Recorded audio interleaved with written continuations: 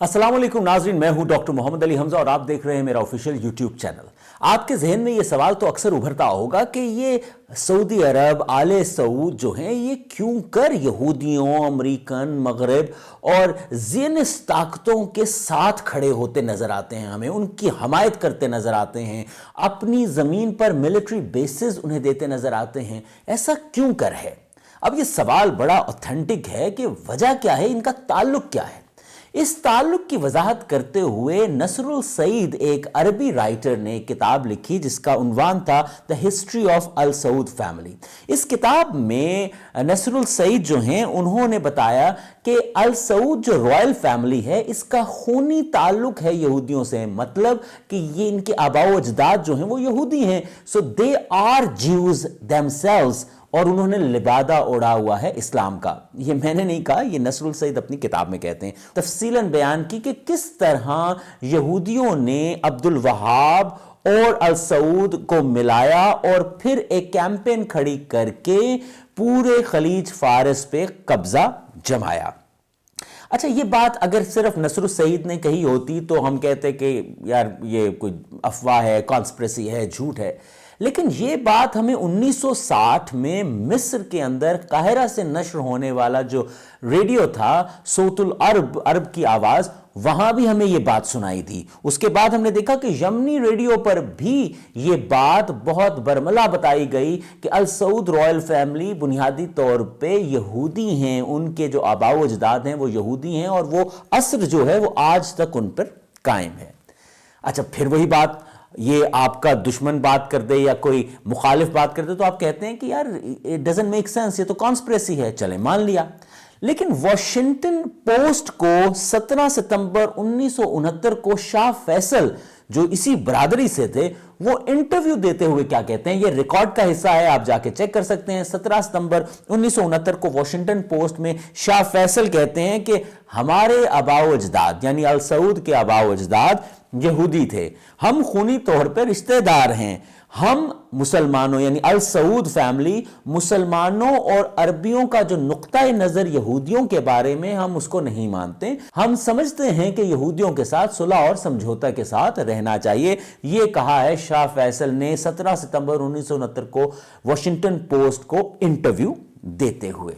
एक मेमोयर सामने आया। मेमोयर जो है वो याददाश्तें होती हैं। सो मेमोयर ऑफ मिस्टर हेम्फर्ड जो है, जो कि एक ब्रिटिश स्पाई थे, उनके मेमोयर सामने आए और उन्होंने अपनी याददाश्तों में ये लिखा कि 18वीं सदी में हमने किस तरह जो है वो अब्दुल वहाब को क्रिएट किया और उनको सपोर्ट किया और अल सऊद फैमिली जो है उसको किस तरह के साथ मर्ज किया। मिस्टर हेम्फेयर अपनी याददाश्तों में लिखते हैं कि हमने अब्दुल वहाब से राब्ता किया और उससे कहा कि इस्लाम का सबवर्सिव वर्जन जो है उसको लिखें और उसके अंदर इंतहा पसंदी का एलिमेंट लेके आएं। और इसी वजह से हम देखते हैं कि जब हम सल्फिज की बात करते हैं, वहाबिज्म की बात करते हैं, तो उसमें एक्सट्रीमिज्म जो है हमें ज्यादा नजर आता है। हमें भूलना नहीं चाहिए कि हमारे माजी करीब में जो पिछले 30-40 सालों में अफगानिस्तान और पूरे इलाके में हमें तंजीमें नजर आती हैं दहशतगर्दी करती हुई, वो बुनियादी तौर पे सल्फिज डिसेंट है। मिस्टर हेम्फोर अपने मेमोइर्स में यह भी लिखते हैं कि किस तरह इस्लाम का नाम लेके दहशतगर्द तंजीमें खड़ी की गईं और फिर आले सऊद के जरिए उनको फंड करवाया गया। और ये बात भी सामने आती है कि खिलाफत उस्मानिया ने इस फितने को ख़त्म करने की भरपूर कोशिश की, लेकिन आपके इल्म में है कि उस वक्त मगरिब का राज, इंपीरियलिज्म, ये ताकतें जो थीं उरूज पर थीं और खिलाफत उस्मानिया उसको सस्टेन नहीं कर सकी एंड दे लॉस्ट। और 1932 में जाके आपका सऊदी अरब बन गया और उस सऊदी अरब की पॉलिटिकल डिसीजन मेकिंग जो थी वो यहूदियों के हाथ में थी। कई तज्जियाकार तो ये भी कहते हैं कि इंसानी तारीख की सबसे बड़ी, the most huge, the largest propaganda campaign जो है वो अल सऊद और अब्दुल वहाब के जरिए की गई और डिसरप्टिव वर्जन ऑफ इस्लाम को पेश किया गया इस हद तक कि वो कई मुल्कों के अंदर सरायत कर गया और वो सरायत करने के लिए मुख्तलिफ तंजीमें खड़ी की गईं। इसी दौरान एक और इंटेलिजेंस रिपोर्ट सामने आ गई। सन 2002 में एक इराकी इंटेलिजेंस रिपोर्ट सामने आई और उस इराकी इंटेलिजेंस रिपोर्ट का उन्वान था the birth of Wahhabi movement and its historic roots, यानी वहाबी तहरीक की इब्तदा और इसकी तारीखी जड़ें। और उस रिपोर्ट में भी यह बात वाज़े तौर पे की गई कि अब्दुल वहाब और अल सऊद फैमिली यहूदी डिसेंडेंट्स हैं, यानी बुनियादी तौर पे ये यहूदी फैमिली से हैं और ये प्लांट किए गए इस खित्ते के अंदर इस्लामी तशख़्ख़ुस को खराब करने के लिए और मुस्लिम उम्मा के दरमियान तकसीम पैदा करने के लिए। सो बात सऊदी राइटर नसरुस सईद की करें, मेमोइर्स ऑफ मिस्टर हेम्फायर की करें, इराकी मिलिट्री इंटेलिजेंस की रिपोर्ट की करें, यमन के रेडियो या मिस्र के रेडियो सऊतुल अरब की करें, हमें पीछे से बात यही नजर आती है कि भाई ये जो अल सऊद फैमिली है और अब्दुल वहाब की आइडियोलॉजीज जो यूज़ की जा रही है वो बुनियादी तौर पे इस्लामी तशख़्ख़ुस और डिसरप्टिव वर्जन ऑफ इस्लाम को पेश किया गया और उसको उसकी तरवीज की गई, उसकी तबलीग की गई, उसको प्रोपिगेट और प्रमोट किया गया।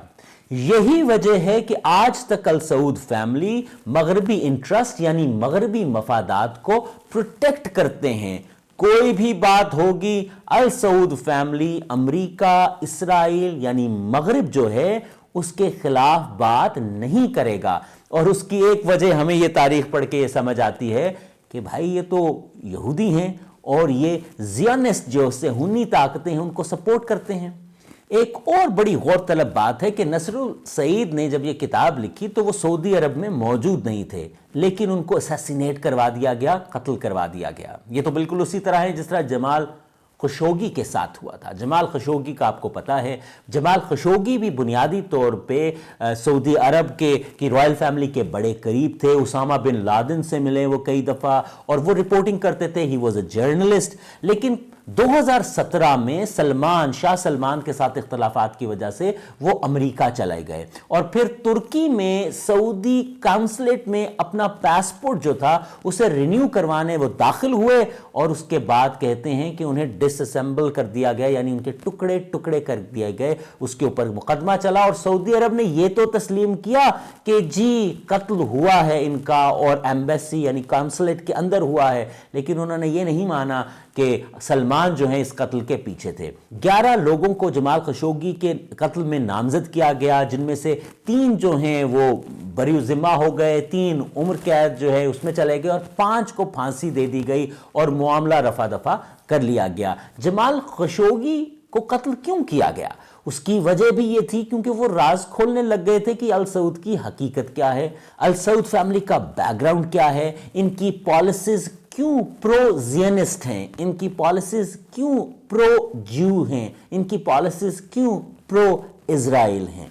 मुझे उम्मीद है कि आपको इस सवाल का जवाब किसी हद तक मिल गया होगा कि क्यों अल सऊद फैमिली जो है वो अमेरिका, इसराइल और यहूदियों की सपोर्ट के लिए किसी हद तक भी जा सकते हैं।